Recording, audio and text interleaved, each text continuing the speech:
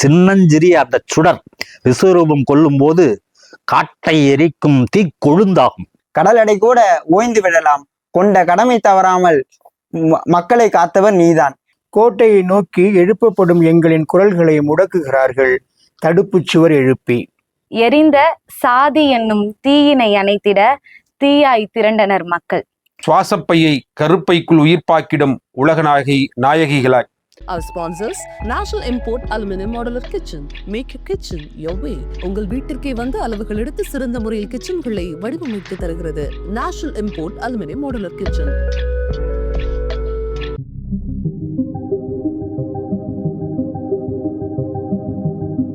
தமிழ்நாடு கலை இலக்கிய பெருமன்றம், அங்குசம் அறக்கட்டளை, யாவரும் கேளீர், தமிழியல் களம் இணைந்து நடத்துகிற பொது உடைமை இயக்க நூற்றாண்டு நிறைவு விழா கவியரங்கம் இப்பொழுது நடைபெற இருக்கின்றது. தமிழ்நாடு கலை இலக்கிய பெருமன்றம் திருச்சி மாவட்ட குழுவின் சார்பாக நடைபெறவிருக்கின்ற இந்த கவியரங்கத்தில் 5 கவிஞர்கள் கவிதை படிக்க இருக்கிறார்கள். பொது உடைமை இயக்க நூற்றாண்டு ஏன் கவிதைகளோடு கொண்டாடப்பட்டிருக்கிறது என்பதற்கு பின்னால் ஒரு வரலாறு இருக்கிறது. வேம்பு பூக்க துவங்கிவிட்டது. இது இளவேநீர் காலம். வேப்பமர கிளைகளின் மீது அமர்ந்து காகங்கள் வெயிலின் வெற்றியை பாடிக்கொண்டிருக்கின்றன. கனிவழுக்கும் முதுவேனில் காலம் வரை இனி அவை காத்திருக்க வேண்டும். கனிவழுக்கும் முதுவேனில் காலம் வரை இனி காக்கைகளின் பாடல்தான்.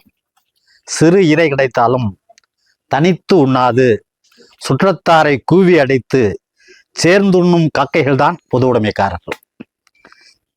நாமும் பொது உடைமை வெல்லும் என்று பாட திரண்டிருக்கும் காக்கை கவிஞர்கள். வெல்லும் பொது உடைமை.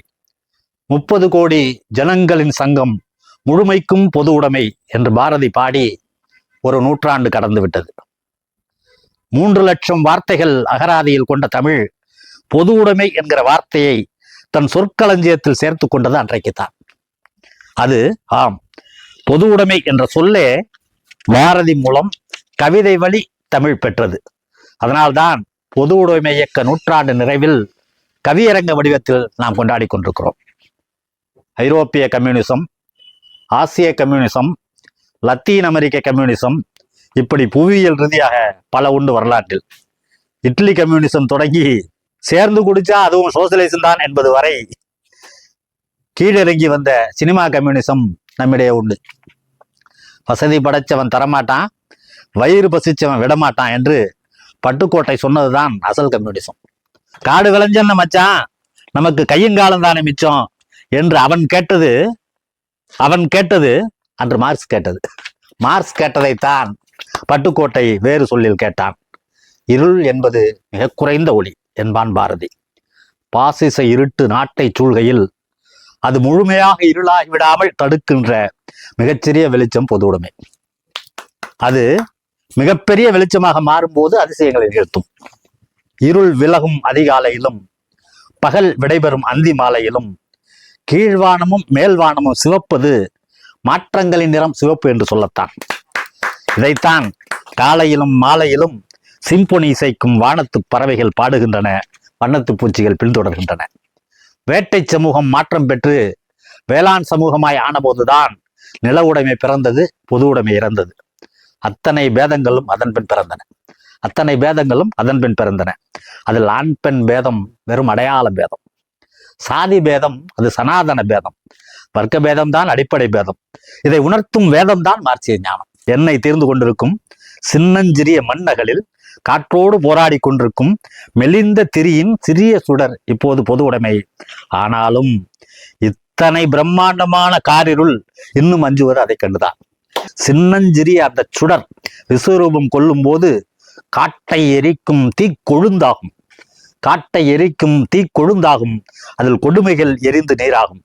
காலம் இன்னும் கடந்தாலும் களத்தில் தொடர்ந்து தோற்றாலும் நிச்சயம் வெல்லும் பொது உடைமை, நிலைக்காது என்றும் தடி உடைமை. வணக்கம், நன்றி, அன்புக்குரிய தோழர்களே, தலைமை கவிதையை இவ்வாறாக நிறைவு செய்துவிட்டு அடுத்து கவிதை படிப்பதற்கு சட்டக்கல்லூரி மாணவர், அன்புக்குரிய கவிஞர் தோழர், தமிழகத்து மேடைகளில் தன்னுடைய கம்பீர குரலால் பட்டிமன்றங்கள், கவியரங்கள் என்று கலக்கி கொண்டிருக்கிற அற்புதமான மாணவர் தோழர் ஹரிஹரன் வீரப்பன் அவர்கள் பொது உடைமை வெல்லும் என்கிற தன்னுடைய கவிதையை முன்வைக்கிறார். இது பிரெய்லி எழுத்துக்களால் வாசிக்கப்படும் கவிதை. இங்கே மேடையில் ஒரு சொல் பலவற்றை வெல்லும் என்பதற்கு உதாரணமாக இந்த மேடையில் சமூகத்தில் பல்வேறு கவிதையால் புரட்சி செய்து கொண்டிருக்கும் கலியமூர்த்தி ஐயா அவர்களுக்கு என்னுடைய வணக்கத்தை தெரிவித்துக்கிறோம். மேலும் அதாவது ஒரு இன்றைய சூழலில் பாம்பு எப்படி ஊறுகிறதோ அப்படி வேம்பின் குச்சை கொண்டு கவிதையால் விரட்டி அடித்துக் கொண்டிருக்கின்றார் கலியமூர்த்தி ஐயா. அவருக்கு முதலில் வணக்கத்தை தெரிவித்துக் கொள்கிறேன்.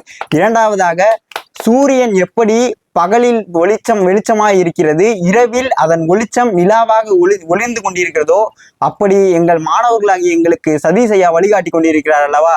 இது ஒரு பெரும் சேவை. அவருக்கும் இந்த நேரத்தில் நன்றியை தெரிவித்துக் கொண்டு மேலும் என்னை கருவறையில் இருந்து பிறந்தது முதல் என்னை சுமந்தது என் தாயினில், என்னை கருத்தோடு வளர்த்தெடுத்தது என் தாய்மொழியாம் தமிழையும் வணங்கி இங்கு கூடியிருக்கும் ஒவ்வொருவரையும் வணங்குகிறேன். மாஸ்கோவின் அன்று கொண்ட பொது உடைமை இன்று கங்கை வரை நீண்டது, அதுதான் இன்று கவிதையின் பொது உடைமை என்ற தலைப்பாய் வென்றது. வீசும் பனிக்காற்றும் விலையில்லா விடுதலையை பெற்று தந்தது. வீசும் பனிக்காற்றும் விலையில்லா விடுதலையை பெற்று தந்தது, அதற்காக பலரின் ரத்தம் கொட்டப்பட்டது.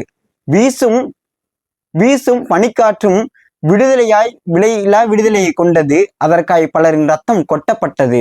ஆறாத சாதி ஆணவமும் மண்ணோடு சேர்ந்து செல்கிறதே, தீராத பெண்ணடிமையை விரட்ட தீர்ப்பு சொல்ல பிறந்தது பொது உடைமை. ஆறாத சாதி ஆணவமும் மண்ணோடு மண்ணாய் கலக்கிறதே, தீராத பெண் அடிமைத்தனத்தையும் தீர்த்து வைக்க பொது உடைமை பிறந்ததே. இது வள்ளுவம் காட்டிய குறளின் எடுத்துக்காட்டு. இமயம் வரை நீண்டது பொது உடைமை, இமயம் வரை நீண்டது பொது உடைமை. எந்தன் இதயத்திலும் மலர்ந்து விட்டது பொது உடைமை, இமயம் வரை நீண்டது பொது உடைமை. எந்தன் இதயத்தையும் தொட்டு விட்டது பொது உடைமை. அதற்கு வித்திட்டவரோ இன்று இறந்து விட்டார், அதை நினைத்து எண்ணெயில் கண்ணீர் மலையாய் எந்தன் இதயம் கலங்குகிறது. நல்ல கண்ணி என்னும் நடமாடும் தலைவர், தமிழகத்தை சமூகத்தின் விதையை ஊற்றி வைத்த நாற்றங்கள் புலவர். சொத்துக்கள் இல்லாத செம்மலே, உந்தன் சொல்தான் எந்தன் கவிதையின் பாக்களை. உடலையும் தானம் செய்து விட்டாய், உந்தன் அழகிய உள்ளத்தையும் மக்களுக்காய் தந்து விட்டாய். உடலையும் தானம் செய்து விட்டாய், உந்தன் அழகிய உள்ளத்தையும் மக்களுக்காய் தந்து விட்டாய். காதலில் உந்தன் இருப்பு மட்டுமே, கட்சிக்காகவும் மக்களுக்காகவும் நீ தந்த உந்தன் உயிர் ஒன்று மட்டுமே. காதலில் உந்தன் இருப்பு மட்டுமே, கட்சிக்காகவும் மக்களுக்காகவும் நீ தந்த உந்தன் உயிர் மட்டுமே. கடலடை கூட ஓய்ந்து விடலாம், கொண்ட கடமை தவறாமல் மக்களை காத்தவர் நீதான். இரும்பு கம்பிக்குள்ளும் காவலர்களின் வீரம் மறைந்தது, ஆனால் கரும்பு போல் இரும்பு கம்பிக்குள்ளும் காவலர்களின் வீரம் மறைந்தது. கரும்பு போல் நீ சுவைத்த உந்தன் கொள்கைகளால் தான் அது வென்றது. இரும்பு கம்பிகளிலும் காவலர்களின் வீரம் குறைந்தது. கரும்பு போல் நீ சுவைத்த கொள்கையினால் தான் அது வென்றது. தோளோடு தோழர்களோடு தோள் கோர்த்து தோழமை காப்போம், அந்த அயராமல் பாடுபட்ட மனிதனை காப்போம். வற்றிய நதிகரையிலும் பொது உடைமை பெல்லட்டும். என் சொல்லை கேட்ட உங்கள் அனைவருக்கும் இந்த கவிதையை சமர்ப்பிக்கட்டும். அற்புதமான ஹரிஹரனின் கவிதை. பொது உடைமை இயக்க நூற்றாண்டு நாயகராக இயக்கம் தோன்றிய நாளிலேயே பிறந்த ஒரு மாபெரும் தலைவரின் வாழ்க்கையும் இயக்கத்தின் கொள்கையையும் மிகச்சிறப்பாக இணைத்து சொல்லப்பட்டது. நினைத்தால் வியப்பாக இருக்கும். 18 வயதில் அரசுக்கு எதிராக செயல்பட்டதாக சொல்லி துப்பாக்கிகள் அவரை நோக்கி நீண்டன. 101 வயதில் அவர் மரணமடைந்த போது அரசின் துப்பாக்கிகள் தலை கவிழ்ந்து 72 குண்டுகள் அவருக்காக முடங்கிய அரசு மரியாதையோடு அடக்கம் செய்யப்பட்டார். இதுதான் கம்யூனிச இயக்கம் நிகழ்த்தி காட்டியிருக்கிற மாயம். மக்களுக்காக போராடுபவர்கள் தனக்கான அங்கீகாரத்தை, தங்கள் இயக்கத்துக்கான அங்கீகாரத்தை அடைந்தே தீருவார்கள் என்பதற்கான வாழும் உதாரணம் தோழர் RNK. அவரை உருவாக்கிய இயக்கம் பொது உடைமை இயக்கம் என்கிற மகிழ்ச்சியோடு நிறைவோடு அடுத்த கவிதை வாசிக்க அன்புக்குரிய தோழன் ஆங்கரை பைரவி, திருச்சியினுடைய மாபெரும் அடையாளமாக கவிதை, கதை, கட்டுரை என பல தளங்களில் இயங்குகிற அற்புதமான தோழன், 4 நூற்றாண்டு காலமாக நாடறிந்த கவிஞராக, நாடறிந்த எழுத்தாளராக வலம் வருகிற அன்பு தோழன் ஆங்கரை பைரவி தன்னுடைய சிறப்பு கவிதையோடு உங்கள் கொண்டார். வணக்கம். பொது உடைமை தொடர்பான இந்த அரங்கில் எனது கவிதைகளையும் வாசிப்பதில் நான் மிகுந்த மகிழ்ச்சி அடைகிறேன். பொது உடைமை என்பது ஒவ்வொரு மனிதனும் கவசமாக இருக்க வேண்டும் என்பதில் உறுதியாக இருக்கும் நபர்களில் நானும் ஒருவனாக கொள்வதிலும் சொல்லிக் கொள்வதிலும் நான் மிகுந்த மகிழ்ச்சி அடைகிறேன். எனது கவிதையை உங்கள் முன் சமர்ப்பிக்கிறேன். மேடுகளை நோக்கி படரும் எங்களின் வேர்களில் வெந்நீர் ஊற்றும் கைகள் ஆண்டைகளுடையதாய் இருக்கின்றன. மேடுகளை நோக்கி படரும் எங்களின் வேர்களில் வெந்நீர் ஊற்றும் கைகள் ஆண்டைகளுடையதாய் இருக்கின்றன. தரையிறங்கி கால் ஊன்ற போராடும் எங்களின் விழுதுகளை வெட்டும் முயற்சிகள் நடக்கின்றன. வகை வகையான கோடரிகள் கொண்டு தரையிறங்கி கால் ஊன்ற போராடும் எங்களின் விழுதுகளை வெட்டும் முயற்சிகள் நடக்கின்றன. வகை வகையான கோடரிகள் கொண்டு கோட்டையை நோக்கி எழுப்பப்படும் எங்களின் குரல்களை முடக்குகிறார்கள். கோட்டையை நோக்கி எழுப்பப்படும் எங்களின் குரல்களை முடக்குகிறார்கள். தடுப்புச் சுவர் எழுப்பி தாகத்தோடு இருக்கும் எங்களுக்கு தருவதில்லை. தாகத்தோடு இருக்கும் எங்களுக்கு தருவதில்லை அவர்கள் தனிக்குவளை நேரும். எங்களின் தோட்டம் கருகட்டும் என மடையடைப்பை நிகழ்த்துகிறார்கள். எங்களின் தோட்டம் கருகட்டும் என மடையடைப்பை நிகழ்த்துகிறார்கள். ஈரம் பார்க்காத பாலைவனத்தை இதயத்தில் சுமந்தபடி ஈரம் பார்க்காத பாலைவனத்தை இதயத்தில் சுமந்தபடி எங்களிலிருந்து ஒரு வானம் வழங்கத்தான் போகிறது. எங்களிலிருந்து ஒரு வானம் வழங்கத்தான் போகிறது. அவர்களுக்கும் சேர்த்தே பொது உடைமை சமத்துவ மழையை அப்போது உடைபடும் நிச்சயம் அவர்களின் மடைகள் புது வெள்ளமாய் நாங்கள் உருவெடுக்கிற போது. நன்றி, வணக்கம். அற்புதமான கவிதையால் ஆங்கரை பைரவி பொது உடைமைக்கு புகழாரம் சூட்டியிருக்கிறார். அவருடைய கவிதை கைதட்டலுக்காக வாசிக்கப்படுகிற கவர்ச்சிகரமான மொழியில் கவிதை அல்ல, மாறாக தமிழின் நவீன கவிதையினுடைய நுட்பங்களை உத்திகளை எல்லாம் உள்வாங்கிக் கொண்டு சிறப்பாக சொல்லப்பட்டிருக்கிற ஒரு சீரிய கவிதை.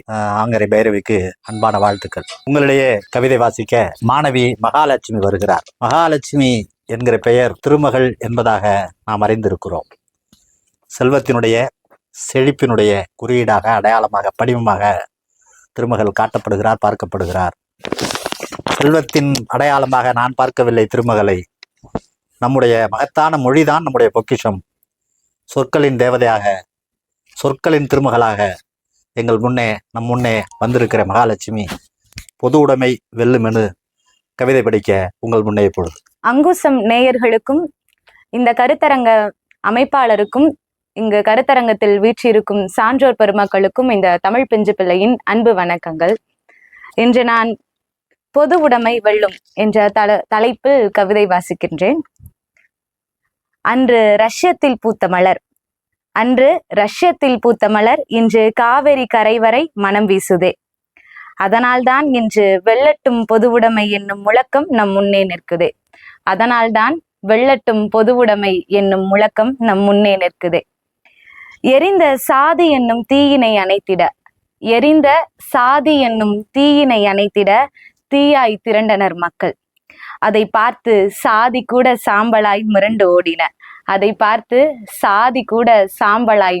ஓடின. இந்தியா இன்னும் விடுதலையில் நூற்றாண்டை கடக்கவில்லை. ஆனால் நூற்றாண்டு கடந்தும் ஒரு மனிதன் கொள்கையால் வாழ்ந்து கொண்டிருக்கிறான். இன்று நூற்றாண்டை கடந்தும் ஒரு மனிதன் கொள்கையால் வாழ்ந்து கொண்டிருக்கின்றான். சிவப்பு நிறத்தில் கூட வெள்ளை பூக்கள் கொடிகட்டி பறக்கின்றன. சீறி பாய்ந்த சிவப்பு இரத்தத்தினால் அனைவரும் விடுதலை பெற்றுவிட்டனர். அதனால்தான் லட்சக்கணக்கானவர்களின் லட்சிய கனவுகள் நனவாகின. அணுக்களின் ரகசியம் அண்டத்திற்கு மட்டுமே தெரிந்தவை. அணுவணுவாய் சிந்திய வியர்வை துளியின் ரகசியம் உழைப்பவர்களுக்கு மட்டுமே புரிந்தவை.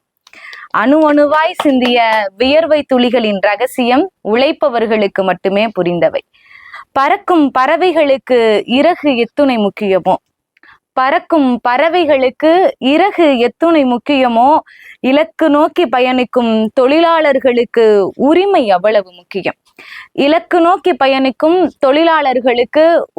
அவ்வளவு முக்கியம். உதிக்கும் சூரியன் உலகிற்கு பொதுவென்றால் உழைக்கும் கரங்களின் வியர்வையும் உலகிற்கு பொதுவே. உதிக்கும் சூரியன் உலகுக்கு பொதுவென்றால் உழைக்கும் கரங்களின் வியர்வையும் உலகிற்கு பொதுவே. துளிகள் இணைந்தால்தான் பெருங்கடல் உருவெடுக்கும். துளிகள் இணைந்தால்தான் பெருங்கடல் உருவெடுக்கும். தோள்கள் இணைந்தால்தான் நம் பொது உடைமை பிறக்கும். வாய்ப்புக்கு நன்றி, வணக்கம். திருமகள் என்று நான் சொன்ன மகாலட்சுமி கலைமகளாக மாறி கவிதை படித்து முடித்திருக்கிறார். ஆனாலும் நான் சொல்ல விரும்புகிறேன், கலைமகளும் திருமகளும் அல்ல நம் காலத்தின் தேவை. கொற்றவையாக பெண்கள் எழும்போது புரட்சி நடக்க வேண்டும். அடுத்து கவிதை பாட உங்கள் முன்னே ஆணிரை செல்வன் என்கிற கி. சதீஷ்குமரன் தமிழ் நிலமறிந்த பேச்சாளன், தாளாமல் முயற்சி செய்து உழைக்கும் அமைப்பாளன், திருச்சி கலைக்காவிரி நுண்கலை கல்லூரியினுடைய பேராசிரியராக, எப்போதும் இளைஞர் குழாம் புடைசூழ நடந்து கொண்டிருக்கும் வாழ்ந்து கொண்டிருக்கும் நல்லாசிரியனாக, அமைப்பாளனாக, இடதுசாரி சிந்தனையாளனாக, பெரியாரிய சிந்தனையாளனாக, பெண்கள் நலனில் அக்கறை கொண்ட ஒரு போராளியாக வாழ்ந்து கொண்டிருக்கிற கவிஞன். இத்தனை போதாதா அவன் கவிஞனாக இருப்பதற்கு? அவன் கவிஞனாக இருக்கிற ஒன்று போதாதா இந்த சபையில் ஏறுவதற்கு? வெல்லும் பொது உடைமை என்ற கவிதை படிக்க என் அன்பு இளவல் ஆணிரை செல்வன் உங்கள் முன்னே. அனைவருக்கும் மாலை வணக்கம். வெல்லும் பொது உடைமை என்கின்ற தலைப்பில் தமிழ்நாடு கலை இலக்கிய பெருமன்றமும் அங்குசம் சமூக நல அறக்கட்டளை தமிழியல் பொதுமேடையும் இணைந்து நிகழ்த்துகிற இந்த நூற்றாண்டில், குறிப்பாக தமிழ்நாட்டின் மையத்தில் மீண்டும் ஒரு 1/4 நூற்றாண்டு காலத்துக்கு பிறகு ஒரு கவியரங்கம் அரங்கேறுகிறது என்று சொன்னால் அது மிக இல்லை. அது நவீன தொழில்நுட்பத்தில் அரங்கேறுகிறது என்பதுதான் இந்த ஆண்டினுடைய தனிச்சிறப்பு. அது அறிவியலையும் அறத்தையும் தமிழ் என்றைக்கும் சுமந்தே மக்களை நோக்கி செல்லும் என்பதற்கு இந்த நிகழ்வே சான்றாக இருக்கிறது.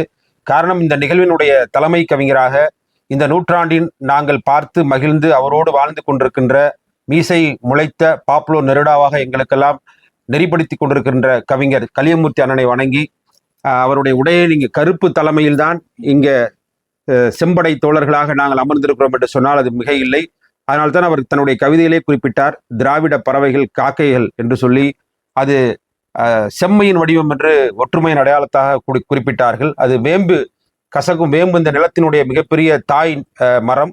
அந்த தாய் தான் பொது உடைமையினுடைய அடையாளமாக இருக்கிறாள். எனவே அந்த தாய்மையிலிருந்து ஒரு கவிதையை நான் தொடங்குகின்றேன்.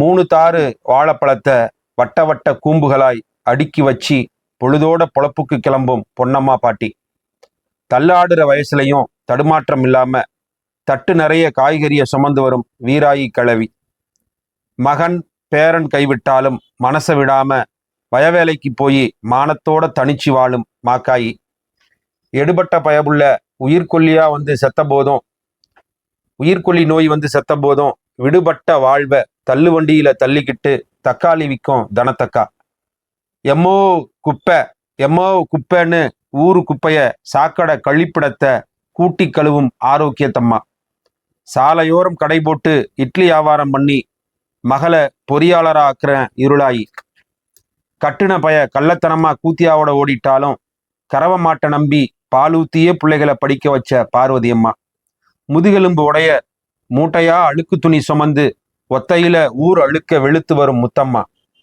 கொட்டும் மழையிலும் பனி வெயிலிலும் குடிசையில சேத்துக்குள்ள முத்து குளிச்சு சட்டி பானை செய்யும் உலகாயி, இன்னும் கல்லுடைக்கும் செங்கல் சுமக்கும் பண்ணையில் மண்டியில் ஆலைகளில் சந்தையில் பந்தியில் பெண்கள் தின வாழ்த்து பகிராமல் பெறாமல் அன்றாடத்தை அகிலத்தையே அற்புதமாக்கும் தேவதைகளின் தேவதூதர்கள் இந்த உழைக்கும் பெண்கள் தான்.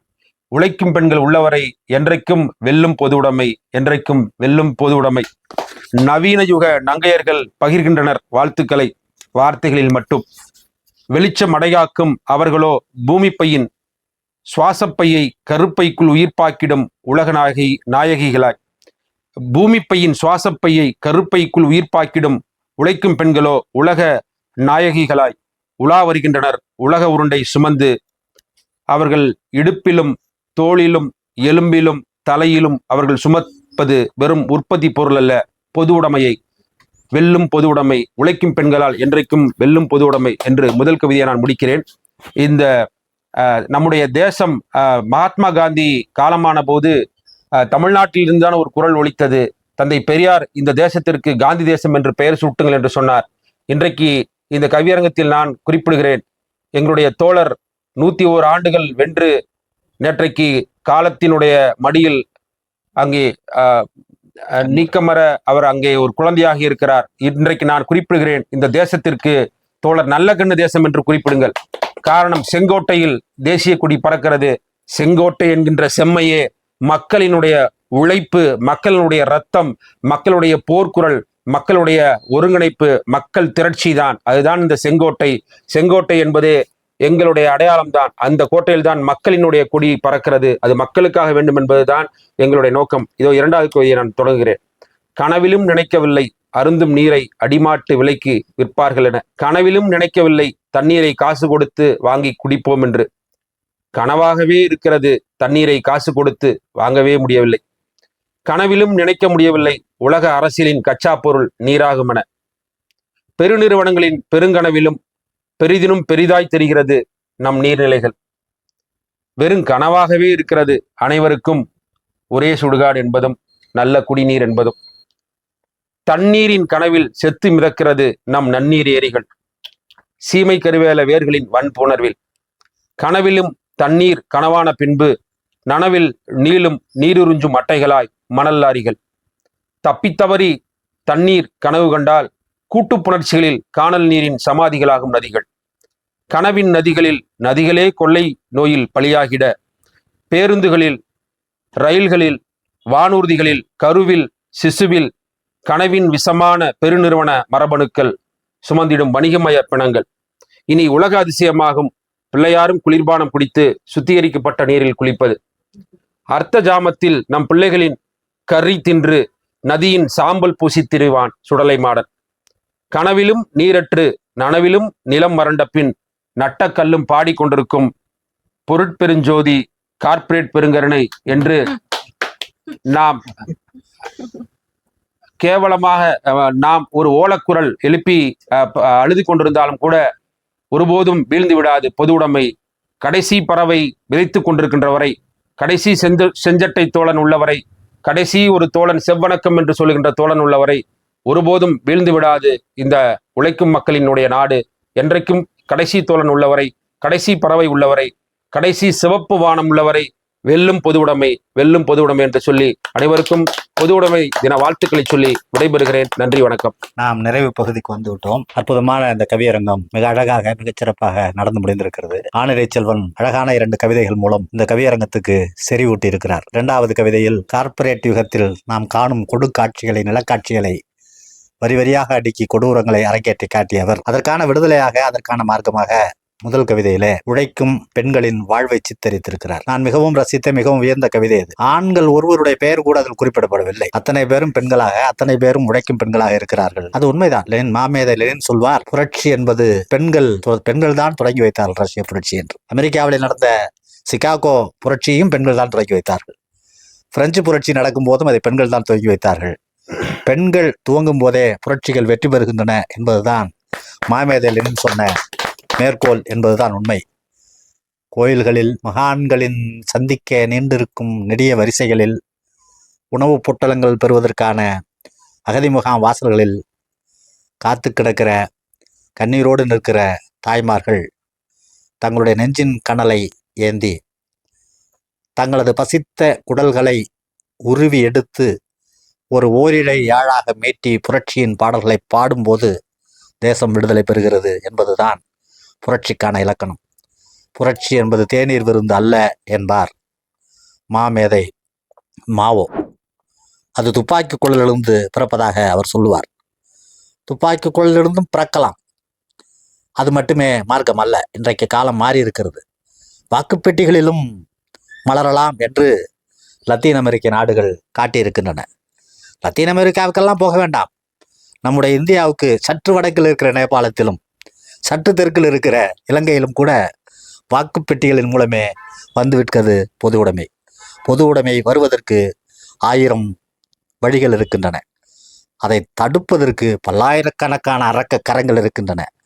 அரக்க கரங்களை முறியடித்து முன்னோக்கி நகர வேண்டிய தேவைதான் நம்முடைய காலத்தினுடைய தேவை. கார்கால அடர் இருளில் ஒளிவிட்டு பறக்கிற புதற்காடுகளின் மீது ஒளி சிந்தி பறக்கிற மின்மினி பூச்சிகளைப் போல நாம் நம்முடைய ஒளியை தக்க வைத்துக்கொண்டு, உணர்வை தக்க வைத்துக்கொண்டு, நம்பிக்கையை தக்க வைத்துக்கொண்டு, உணர்வை தக்க வைத்துக்கொண்டு மின்மினி பூச்சிகளைப் போல போராடும்போது இருள் விலகும் என்கிற நம்பிக்கை நமக்கு இருக்கிறது. அன்பு தோழர்களே, இந்த கூட்டத்தில் இருப்பவர்களையே நான் தான் சற்று முதியவன். எல்லோரும் இளைஞர்களாக இருக்கிறார்கள், நான் தான் சற்று முதியவன். நான் ஒரு பழுப்பிலை, நான் பச்சிலை அல்ல, பழுப்பிலை. பழுப்பு தெரியக்கூடாது என்பதற்காகவே கருப்பை பூசி இருக்கிற சிவப்பு நான்.